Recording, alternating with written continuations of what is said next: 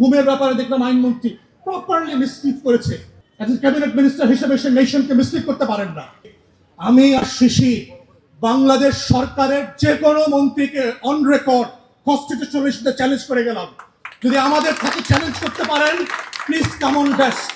আমি আর শিশির বাংলাদেশ সরকারকে চ্যালেঞ্জ করে গেলাম on constitution, please come to talk about the constitution and history. জীবন অবাক না করলে কে করবে? 28% মিল্ক ফ্যাটের অবাক করার সাথে ফ্রেশ মিল্ক পাউডার। জীবন অবাক করুক প্রতিদিন। দেখি আপনারা পারেন কিনা, সাহস থাকলে আইসেন ডাকতে।